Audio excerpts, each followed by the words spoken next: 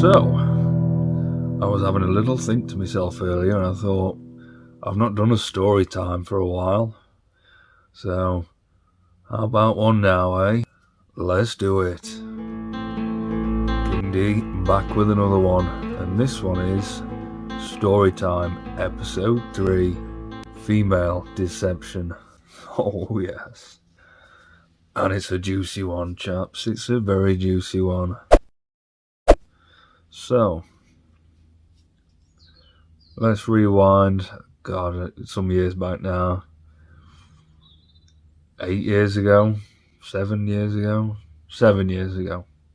So I was doing a little bit of online dating, as you do. And I was having a lot of matches and a lot of messages and a lot of conversations going on. And quite frankly, I was getting a bit fucking sick of it. And I got talking to one bird anyway. And I thought, no beating around the bush. I said to her, I says, I'm sick of all this talking shite. Talking to you, this, that and the other. I says, how about we just go out on a date and we'll get to know each other that way. Now, I don't know if that tactic will usually work, but she was game anyway. And she said, how about I just come round yours? Yes. So I'm thinking, bonus. Now I ain't going to spend money taking you out. I said, great. Give me your number, Duck. So she did. And we started texting. I says, come round Tuesday, 7 o'clock. I will make you some dinner. And that was that.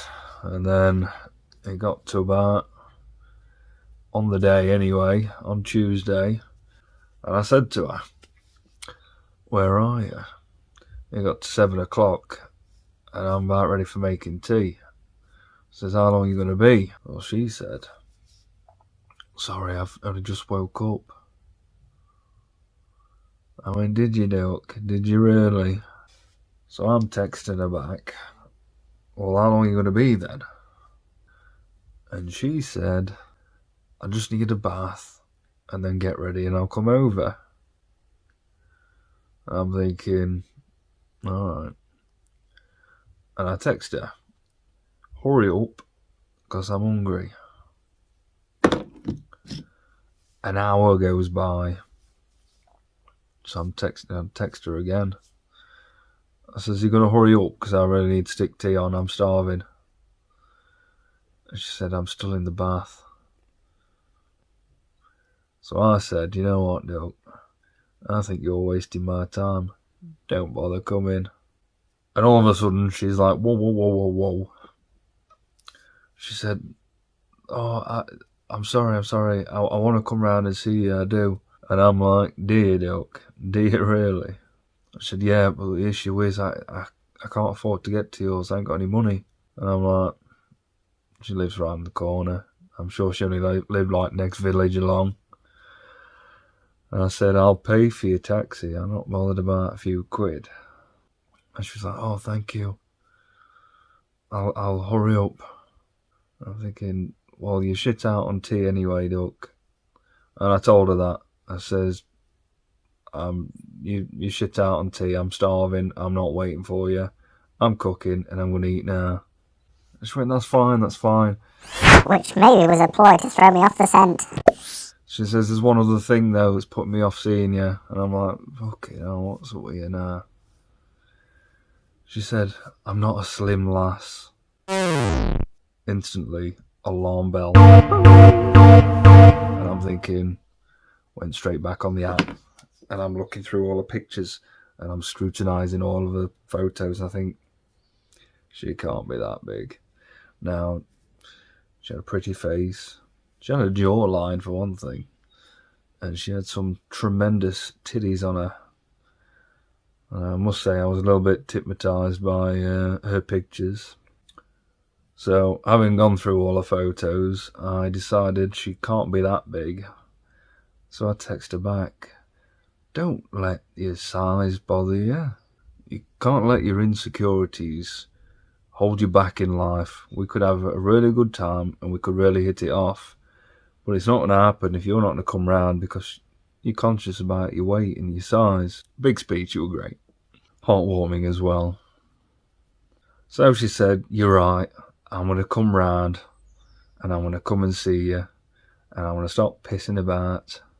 So I says, "Sound, get your arse over here, duck."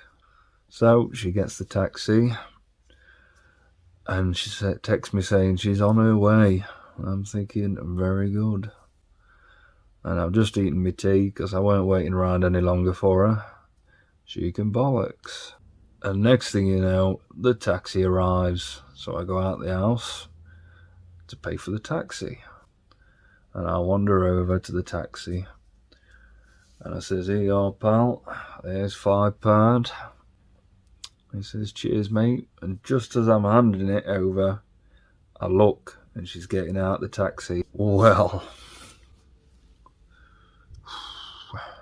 I don't know how she fit in the taxi. She was bigger than a bus. Now, any fat people watching this, I don't mean to offend.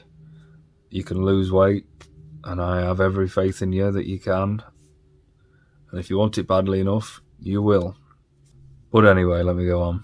So yeah, and I'm there with this £5 and the taxi driver's just got hold of it himself. And I'm thinking, oh, is it too late to... And I give me a head a shake. I was like, you know what? We could have a good laugh. She might be a really nice person. She could be funny. So maybe it's not going to be a wasted evening. So I give the £5 away. And I turn around to her. I'm like, "Are you right then, Duke?" And she's like, "Yeah, I'm fine." I don't know why I gave her that voice. I have no idea. Anyway. So I says, "Come on in. If you can fucking fit, Duke." So we get inside and we get chatting anyway. And I said to her, I said, "I'll stick a comedy on. We'll just have a chit chat." So we carried on talking anyway. Turns out she's not a very nice person. She was a bit of an arsehole. So now I'm thinking, fucking hell. So not only is she breaking my sofa, sitting on it, she's also a horrible human being. She was vile. I mean, the stuff she was talking, I was like, Jesus, dude. Really bad vibes. But anyway. So she's still talking to me anyway, and I noticed out of the blue, I'm trying not to look at her to be fair, but I noticed she'd drawn her eyebrows on really badly. And me being me, I decided to mention it, didn't I? I says, "Fucking hell, did you draw them eyebrows on in the dark?" She was like, "Oh, what do you mean?"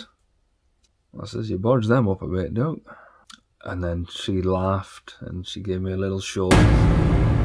Obviously, I went flying. And then she went in for the kiss.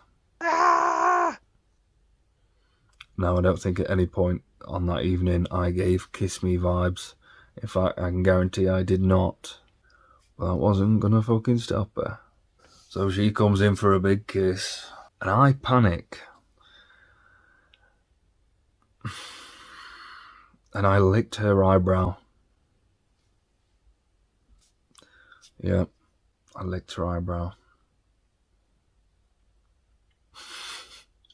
And of course she pulls back, she's like, "Oh, what are you doing?" I'm like, "I don't know." But I did panic. It was the first thing I could think of to not kiss her and get her away from me. So she goes in for another kiss. So I lick her eyebrow again. Didn't taste very nice either, in case you were wondering. Which in turn ended up being a big mistake. I thought that time round she'd be like, "Oh, I'll get the hint. You don't want to kiss me." And I sort of pulled back a bit and all, and I'm like, "Keep away from me, Duke." But no, she thought that meant let's play fight. It did not mean play fight. Not in the slightest. And next thing you know, she's jumping on top of me. My God. Now I can bench press quite a lot of weight. I thought I was going to die. Genuinely. She's full blown on top of me. I can't even breathe. And I'm there like, come on. With all my strength, I managed to push her off, and she flew across the sofa. It was like superhuman strength, I tell you now. And then I sit up on the edge of the sofa and I'm out of breath. I'm like, and I looked at the clock and I went, oh, I didn't realise that's the time. You're going to have to go, Doc. I've got to be up early in the morning. And she went, oh, she went, oh, I haven't got any money for a taxi. I went, don't worry about it, I'll sort you out. So I go in my wallet.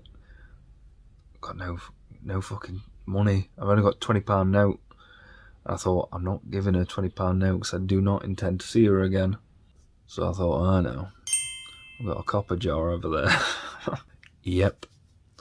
I sat there and counted £5 worth of 2p's. And I gave her that. Here you are, Doc. See you later. And off she went. Now, what's the takeaway from that story? Other than I was a bit of a prick. Which I think we've all established already anyway. Well, the lesson I learnt there was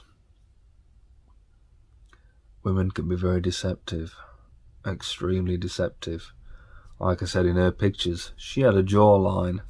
In reality, she had 4 chins. Now, I'm not having a go at fat people. What I am having a go at is deceptive people. And she was lying in her pictures. This is me. No, it fucking isn't. So off the bat, she's lying to me, isn't she? And I don't want you chaps to get stung. So bear this in mind if you're doing online dating or anything like that. If all her pictures are from here or taken from way up high down, makes her look thinner, she's probably fat. Just bear that in mind. If you're into fat women, then great. But a lot of blokes aren't. I'm not interested in. I don't mind a bit some curves. I don't mind a bit of extra chub, but I don't like fat. Not interested. So bear that in mind with the camera angles is essential. And same with, she had a jawline, so there's some editing stuff, filters or whatever that's giving her a jawline. But one thing I have noticed, chaps, now use this one if you need to, or bearing it in mind at least. See that collarbone? If you can't see a collarbone, she's probably fat. They haven't mastered that one yet with the filters. So she can look all slim, but the collarbone don't lie. If there's no indication there of bone, then it means there's a lot of meat around there. Again, back to the filters. If every single picture of hers is heavily filtered, she's probably not exactly what she's trying to show you she is. She's lying to you. So, it was an agonising story anyway, and hard to relive as well. But I feel like I have to, so you can take on board the lessons that I had to learn the hard way. So remember, a lot of these ladies are very deceptive, and this is a prime example of how deceptive they can be. Don't let them fool you. Unless you like your big birds, then crack on, enjoy yourself. Big girls need love too. So like the video, drop us a comment, subscribe, and tell your friends. Tell your friends this story. I'd hate for any of you chaps to get yourself in a sticky situation like that one. And if you enjoyed me doing the story time and you've enjoyed my previous ones, let me know in the comments and I'll do some more. It's been a while since I've done any, and don't get me wrong, I've got plenty of stories. I'm not short of them. And be the best you, and do it for you. Cheers.